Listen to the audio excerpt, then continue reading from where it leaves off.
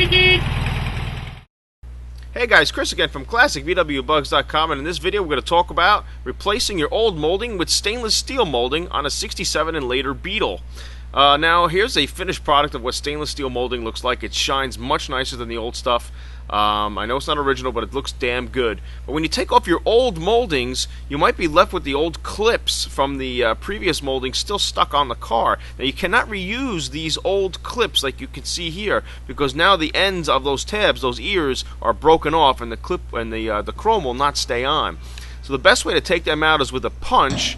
You want to punch out the little center tab that's in the middle of those clips, and it pops right off. I, before in the past, tried grabbing these with a pair of pliers and tried pulling them off, and I wound up chipping the paint. This is the easiest way to take those old clips off. So once again, just get a pointy implement, and you see that center tab in the middle of the clip? Punch that through, and now the clip will come right off. That's basically what holds the clip on, is that little center tab. It spreads the teeth. And here's some old, some black. Some of these are black or white, but again, you cannot reuse the old clips, because on the end of that clip, there's these teeth that hold the chrome on, and once you pull off the old chrome, you break off the teeth.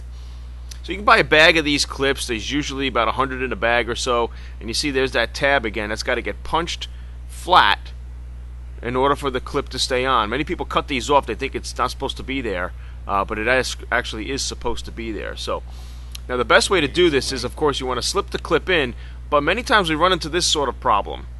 If your car is just freshly painted, okay, and you want to put this new chrome on, and you put the new clip in, you go to hammer that tab, and the tab does not want to go in. What's happening is usually that there's paint that is bunched around the hole and made the hole smaller on the door. So what you have to do is get yourself like a little reamer like this and ream it slightly, just to take a little bit of the paint off. You don't want to go too much, because you don't want to make the hole too big. Slip the clip back in, and then just with the end of a hammer, you can basically just hit it with one swap, and now the tab is in there.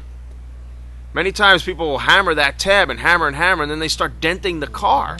So you don't want to do that either. So just get this reamer, turn it just a couple times, not too much. You don't want to make the hole too big.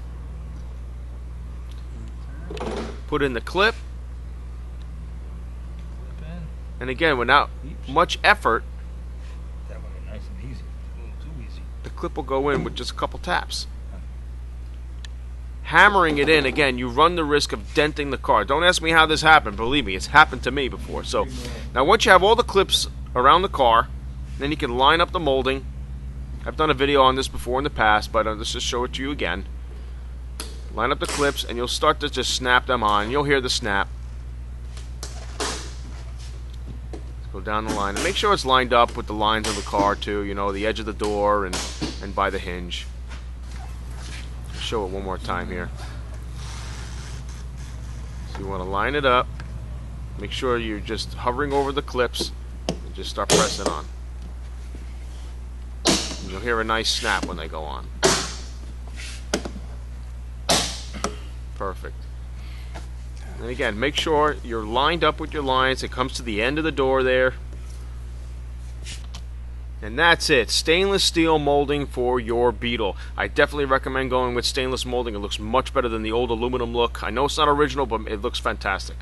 And I think it really brings the value up on the car. And now you have a nice showpiece vehicle to bring to car shows. Have any questions? Chris at ClassicVWBugs.com.